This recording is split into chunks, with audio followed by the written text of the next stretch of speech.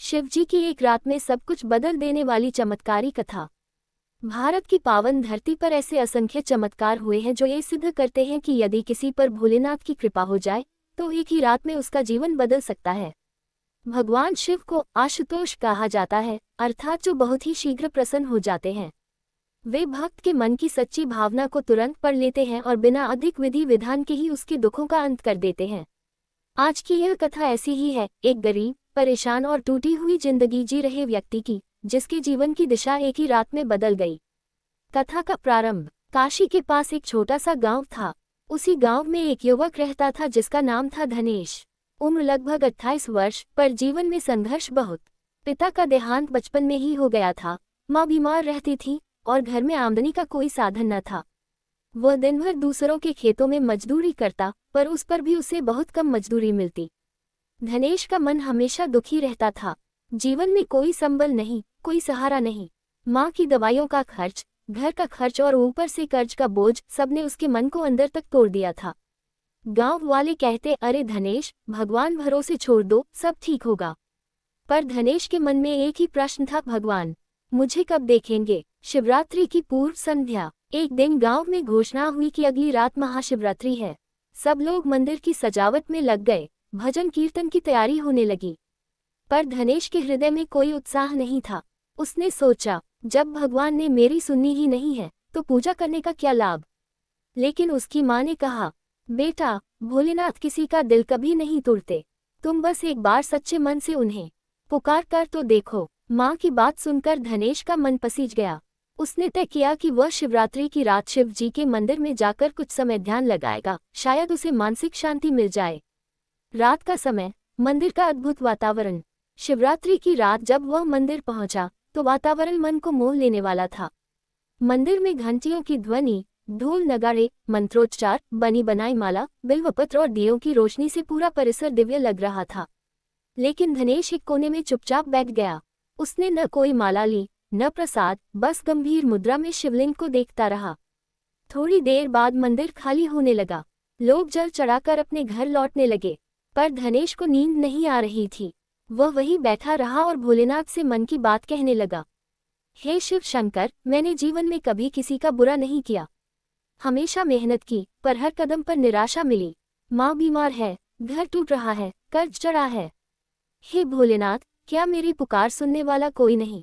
यदि मेरी भी कोई किस्मत है तो आज कुछ संकेत दीजिए, नहीं तो मैं समझ जाऊं कि मेरा जीवन ऐसे ही कटेगा। ये कहते कहते उसकी आंखों से अश्रु बहने लगे। अचानक मंदिर में आई रहस्यमयी घटनाएं। रात का समय गहरा चुका था, लगभग 2 बजे का समय रहा होगा। चारों ओर शांति थी, बस शिवलिंग के पास रखा दीपक जल रहा था। तभी अचानक मंदिर में एक बहुत तेज पवन चली। दीपक की लौ बड़ी होने लगी, फिर स्थिर हो गई। लेकिन धनेश ने देखा, शिवलिंग के पास बिल्कुल हल्की पर चमकदार रोशनी फैल रही है। उसके शरीर में सिहरन दौड़ गई। क्या ये केवल उसकी कल्पना थी या सच में कोई दिव्य उपस्थिति? रोशनी धीरे धीरे रूप लेने लगी। वह कोई साधारण प्रकाश नहीं था। ऐसा लग रहा था मानो कोई दिव्य महापुरुष वहां खड़ा हो।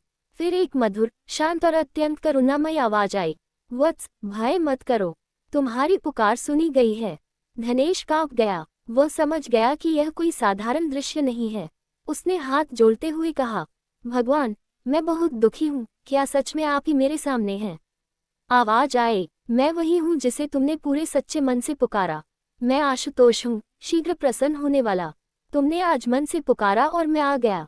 धनेश रो पड़ा, शिव जी का वरदान। तभी वह दिव्य स्वर फिर बोला, वत्स, तुम्हारी गरीबी समाप्त होगी। परिश्रम के बिना धन नहीं मिलता, पर सही मार्गदर्शन के बिना परिश्रम भी बेकार हो जाता है। कल सूर्योदय के बाद तुम पूर्व दिशा में नदी किनारे जाओ। वहां तुम्हें मिट्टी में दबा हुआ एक धातु का छोटा सा पात्र मिलेगा। वही तुम्हारे जीवन को बदल देगा। परंतु याद रखना, धन का उपयोग सेवा में करना, घमंड में नहीं। माँ की सेवा को प्राथमिकता देना और प्रत्येक सोमवार मेरा जलाभिषेक करना। तुम्हारा जीवन बदल जाएगा। रोशनी धीरे धीरे मंद होने लगी और फिर लुप्त हो गई।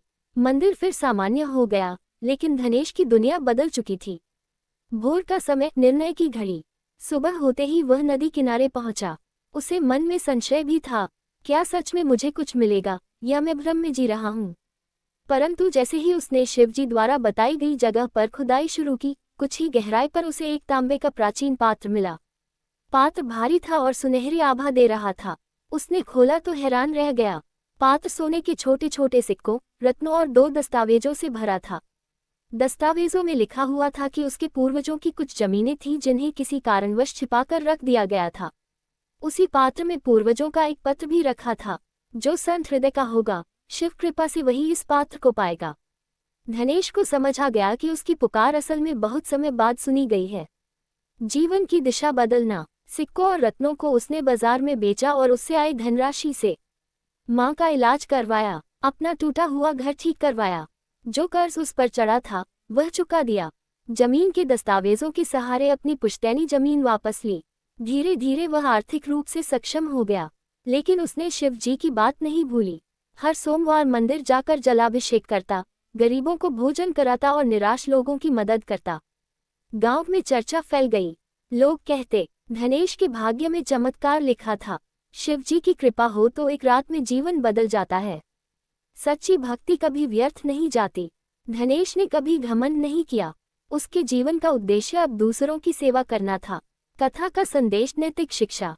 इस कथा से हमें 3 महत्वपूर्ण शिक्षाएं मिलती हैं।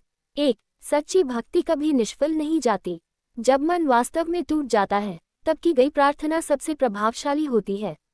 2. शिवजी आशुतोष है, तुरंत कृपा करने वाले।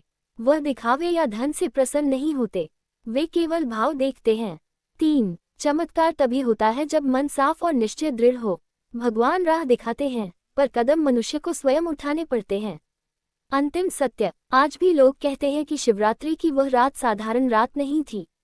उस रात स्वयं भगवान शिव ने एक गरीब की पुकार सुनकर उसका जीवन बदल दिया।